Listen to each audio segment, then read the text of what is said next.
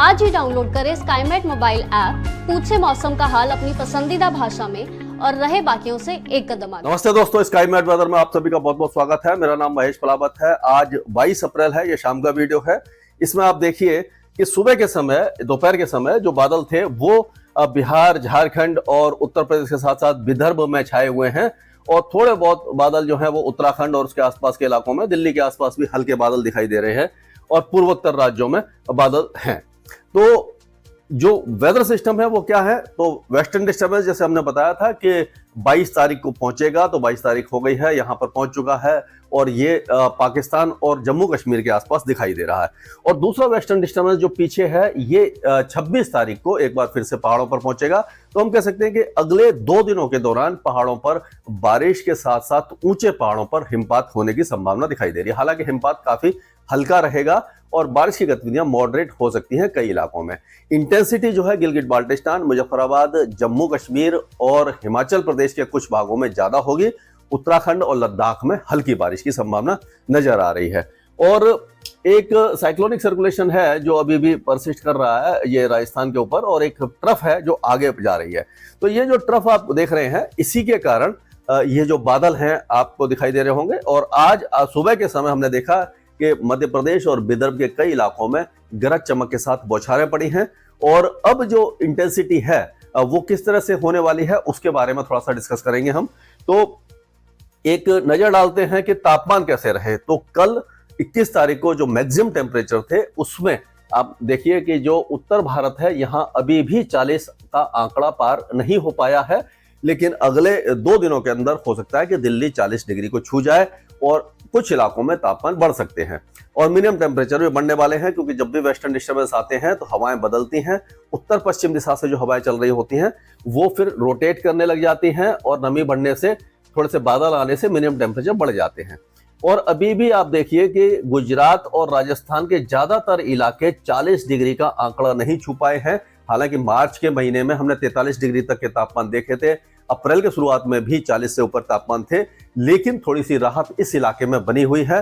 अगर आप देखें तो पूर्वी भारत में और अगर पूर्वी उत्तर प्रदेश वगैरह में 40 डिग्री से ऊपर टेम्परेचर है, मध्य प्रदेश के कुछ भागों में है और दक्षिणी मध्य प्रदेश के साथ साथ विदर्भ में, और सबसे ज्यादा जो टेम्परेचर है वो गंगे पश्चिम बंगाल और उड़ीसा के ऊपर आप 44 डिग्री के आसपास देख सकते हैं। यानी कि भीषण लू का प्रकोप यहाँ पर दिखाई दे रहा है। और जब भी वेदर एक्टिविटी होती है, जैसे कि आज वेदर एक्टिविटी हो रही है, ये देखिए पूर्वी मध्य प्रदेश में और विदर्भ वगैरह में, छत्तीसगढ़ वगैरह में, तो यहाँ पर टेम्परेचर काफी ज्यादा गिरे हैं, 3 से 4 और 4 से 5 डिग्री तक और कहीं कहीं 6 से 7 डिग्री तक की गिरावट देखने को मिली है। और उसी तरह से गुजरात में, क्योंकि हवाएं थोड़ी सी बदली हैं, उससे गुजरात में भी टेम्परेचर गिरना शुरू है। अगर हम पंजाब से शुरुआत करें, उत्तर भारत के बारे में बात हो ही गई है, तो पंजाब में अभी फिलहाल वेदर एक्टिविटी हमें दिखाई नहीं दे रही है, लेकिन ये जो वेस्टर्न डिस्टर्बेंस आ रहा है इसका असर हो सकता है कि उत्तरी पंजाब के कुछ इलाकों में और पश्चिमी पंजाब में हल्की मेघ गर्जना के रूप में आपको दिखाई दे जाए। यानी कि हल्की फुल्की बौछारें कुछ इलाकों में पड़ सकती है, बहुत ज्यादा वेदर एक्टिविटी नहीं होगी, लेकिन टेम्परेचर अभी फिलहाल ज्यादा नहीं बढ़ने वाले हैं, गर्मी अभी थोड़ा सा कंट्रोल में रहेगी। उसी तरह से दिल्ली और हरियाणा के जो इलाके हैं यहां पर भी बादल छा सकते हैं, 1-2 स्थानों पर मेघ गर्जना हो सकती है, हल्की बौछारें हरियाणा के कुछ इलाकों में आपको दिखाई देगी। सिरसा, फतेहाबाद वगैरह में, चंडीगढ़, पंचकुला, ये जो इलाके हैं यहाँ पर कुछ ना कुछ वेदर एक्टिविटी, ठंडा शावर वगैरह या ठंडा स्टॉर्म यानी मेघ गर्जना हो सकती है। बाकी इलाके शुष्क रहेंगे, गर्म रहेंगे, टेम्परेचर में थोड़ा बहुत बढ़ोतरी हो सकती है, ज्यादा अभी फिलहाल दिखाई नहीं देगी। यानी हीट वेव की चिंता अभी फिलहाल नजर नहीं आ रही है, टेम्परेचर कंट्रोल में बने रहेंगे। दिल्ली का भी ऑलमोस्ट यही हाल रहने वाला है। जैसे कि मैंने बताया कि आज पूर्वी उत्तर प्रदेश के कुछ इलाकों में बादल छा सकते हैं, टेम्परेचर में थोड़ी बहुत गिरावट देखने को मिलेगी, लेकिन उसके बाद फिर से टेम्परेचर बढ़ जाएंगे। यहाँ पर ज्यादा वेदर एक्टिविटी हमें दिखाई नहीं दे रही है। और इससे क्या होगा कि यहाँ पर जो ये मिर्जापुर, चंदौली और सोनभद्र, वाराणसी, गाजीपुर, भदोही, ये जो इलाके हैं, जौनपुर वगैरह, यहाँ पर हो सकता है कि 1-2 स्थानों पर बादल गरज जाएं और टेम्परेचर में थोड़ी सी गिरावट हो जाए, लेकिन बाकी इलाके काफी ज्यादा गर्म होने वाले हैं। ये 2 दिनों के बाद यहाँ गर्मी फिर से बढ़ जाएगी और जो बाकी उत्तर प्रदेश के इलाके हैं, सहारनपुर में, बिजनौर और ये मुजफ्फरनगर, शामली, मेरठ से लेकर के मुरादाबाद, रामपुर, पीलीभीत, लखीमपुर खीरी, बहराइच और इधर और दक्षिण में जाएंगे तो दक्षिण पश्चिम में अलीगढ़, हाथरस, मथुरा, आगरा, एटा, फिरोजाबाद, मैनपुरी, झांसी और जालौन, हमीरपुर, कानपुर, ये सारे इलाके गर्म रहने वाले हैं। भीषण गर्मी का प्रकोप आपको यहाँ पर दिखाई देने वाला है। आज बिहार के कुछ इलाकों में, जैसे मैंने पहले भी बताया था कल के वीडियो में, कि हल्की फुल्की बौछारें दक्षिणी इलाकों में पड़ सकती हैं और मेघ गर्जना हो सकती है, लेकिन बहुत हल्की बारिश होगी। इससे बहुत ज्यादा आपको राहत नहीं मिलेगी, उमस थोड़ी सी बढ़ सकती है। लेकिन अगर हम देखा जाए तो रोहतास है, बक्सर, भोजपुर, औरंगाबाद, गया, नवादा, जमुई, लखीसराय, ये जो इलाके हैं यहाँ पर हल्की फुल्की बौछारें कहीं कहीं पड़ेगी, खंड वर्षा जिसको कहते हैं। बाकी इलाके काफी ज्यादा गर्म रहने वाले हैं। हालांकि अभी भी जो उत्तरी बिहार है, जैसे कि पश्चिम चंपारण, पूर्वी चंपारण, सीतामढ़ी, मधुबनी, सुपौल, दरभंगा, माधेपुरा, पूर्णिया, अररिया, किशनगंज, कटिहार, यहाँ पर अभी भी 40 डिग्री का आंकड़ा पार नहीं हुआ है। अभी यहाँ पर समय लगेगा तो, लेकिन दक्षिणी जो इलाके हैं वहां पर हो सकता है कि 40 डिग्री का आंकड़ा 2-3 दिन के अंदर पार हो जाए। अगर हम राजस्थान की बात करते हैं तो राजस्थान में आपने देखा होगा कि कल भी कुछ इलाकों में हल्की फुल्की बौछारें वगैरह देखने को मिली थी, धूल भरी आंधी थी। तो यहाँ पर अभी भी ऐसा लग रहा है कि कुछ इलाकों में अगर देखा जाए तो गंगानगर, हनुमानगढ़, चूरू, बीकानेर, ये जो इलाके हैं यहाँ पर धूल भरी आंधी हल्की फुल्की आ सकती है।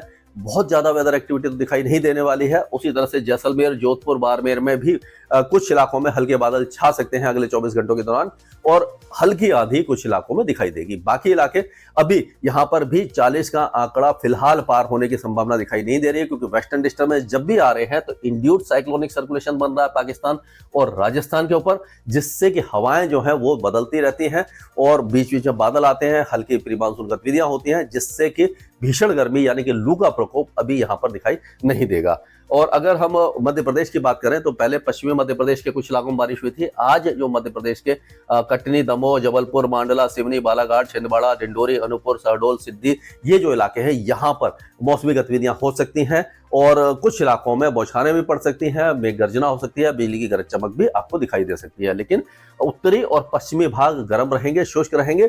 और लेकिन अभी भी होशंगाबाद, हरदा, खरगोन, बड़वानी और बुरहानपुर, बैतूल, छिंदवाड़ा, ये जो इलाके हैं 40 डिग्री से ऊपर तापमान देखते रहेंगे। छत्तीसगढ़ में आज हो सकता है कि कुछ इलाकों में खंड वर्षा हो जाए। महासमुंद, रायपुर, दुर्ग, राजनांदगांव, बलौद बाजार, धमतारी, ये जो इलाके, कांकेर वगैरह, इस इलाके में कुछ ना कुछ मौसमी गतिविधि आपको दिखाई देगी। लेकिन उत्तरी जो इलाके हैं वहां पर बादल छाएंगे, दक्षिणी इलाकों में भी बादल छाएंगे। बारिश की संभावना बहुत कम दिखाई दे रही है। और झारखंड में आज बारिश की संभावना कुछ इलाकों में नजर आ रही है। गढ़वा, पलामू, चतरा, लाहौरदगा, लातेहार और रांची, हजारीबाग, बोकारो, ये जो इलाके हैं यहाँ पर कुछ न कुछ मौसमी गतिविधि आपको दिखाई देगी, हल्की फुल्की दिखाई देगी और बादलों की गरज के साथ छुटपुट बौछारें ही दिखाई देगी। ज्यादा देर तक की बारिश नहीं होगी और मौसम में बहुत ज्यादा तब्दीली नजर नहीं आ रही है। उड़ीसा में जैसे मैंने पहले ही बताया कि उड़ीसा में सबसे ज्यादा गर्मी इस समय मयूरभंज, केंजोनगढ़, देवगढ़, अंगुल, ये जो इलाके हैं बहुत ज्यादा गर्म हो चुके हैं। बालेश्वर और जगत सिंहपुर और केंद्रपाड़ा, पुरी, बारीपाड़ा, ये सारे इलाके भी काफी ज्यादा गर्म और उमस भरे हैं। यहाँ पर राहत अभी फिलहाल दिखाई नहीं दे रही है, बारिश की गतिविधियां भी दिखाई नहीं दे रही है। हालांकि अंदरूनी इलाकों में बादल छा सकते हैं। और अगर हम गुजरात की बात करें तो गुजरात में भी 40 का आंकड़ा पहले तो पार हो गया था। 43 डिग्री और 44 डिग्री तक के टेम्परेचर आ गए थे। अमरेली वगैरह में, राजकोट वगैरह, ये जो सुरेंद्रनगर है, बहुत ज्यादा गर्म हो गए थे। अभी 40 से नीचे बने हुए हैं। लेकिन अगले 2-3 दिनों के दौरान यहाँ पर टेम्परेचर बढ़ने की संभावना नजर आ रही है कि एंटी साइक्लोन जो बना हुआ है उसके कारण क्या हो रहा है कि ये नमी वाली हवाएं यहाँ पर आ रही हैं जो अरब सागर में बना हुआ है। इससे ये जो उत्तर पश्चिमी हवाएं होती हैं बलूचिस्तान से जो आती हैं वो बची हुई हैं। इसके कारण यहाँ पर टेम्परेचर ज्यादा नहीं बढ़े हैं। लेकिन अब धीरे धीरे अब वो एंटी साइक्लोन अगर थोड़ा सा और ज्यादा नीचे शिफ्ट होता है तो उत्तर पश्चिमी हवाएं आएंगी और टेम्परेचर 2 दिनों के बाद थोड़े से बढ़ सकते हैं।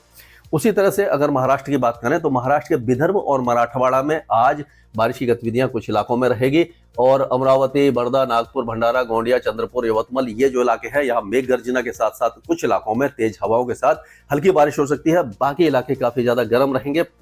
ये जो मध्य महाराष्ट्र में जो बारिश की गतिविधियां हो रही थी वो भी अब धीरे धीरे हट जाएंगी और मौसम गर्म होने लग जाएगा। गंगे पश्चिम बंगाल में भीषण गर्मी का प्रकोप जारी है। 40 डिग्री के ऊपर तापमान काफी ज्यादा है। कोई भी राहत यहाँ पर अभी फिलहाल दिखाई नहीं देगी। और उप हिमालय पश्चिम बंगाल और सिक्किम में हल्की फुल्की खंड वर्षा दिखाई दे रही है। पूर्वोत्तर राज्यों में भी बारिश की गतिविधियां काफी हल्की रहेगी, पहले जो थोड़ी सी बड़ी थी उसमें कमी आने की संभावना दिखाई दे रही है। कर्नाटक की अगर हम बात करते हैं तो कर्नाटक में अभी जो वेदर एक्टिविटी हो रही थी, जो south India Karnataka, coastal Karnataka, ये एक बार फिर से ड्राई हो जाएंगे और यहाँ पर टेम्परेचर बढ़ने लग जाएंगे। अब क्या होगा कि जो बिदर है और जो गडक है, कोपल है, बालाकोट है, यहाँ पर बादल वगैरह छा सकते हैं, हल्की फुल्की बारिश की गतिविधियां हो सकती है। मतलब ये 2-4 मिनट की जो बारिश होकर निकल जाए, passing rain like will be there and temperature will once again start increasing over coastal and south India Karnataka, leading to heat wave like condition, not a typical heat wave but it will be heat wave like condition. So weather will not be very conducive for any outdoor activities. And ये जो आपका आदिलाबाद, निर्मल और जो मतलब विदर्भ और मराठवाड़ा के साथ साथ लगे हुए तेलंगाना के इलाके हैं, यहाँ पर खंड वर्षा हो सकती है। लेकिन बाकी इलाके अगर दक्षिण की बात करें तो महबूब नगर, नालगोंडा और सादापेट, महबूब नगर, खम्मम वगैरह ये सारे ड्राई रहेंगे। These areas will be completely dry and hot. और coastal Andhra Pradesh as well as Rayalaseema will not see any weather activity. There will be intense heat wave like condition over Rayalaseema and weather will be hot and humid over coastal areas of Andhra Pradesh. यहाँ पर भी आपको coastal area में गर्म और उमस भरा मौसम रहेगा, रायलसीमा काफी ज्यादा गर्मी आपको दिखाई देगी।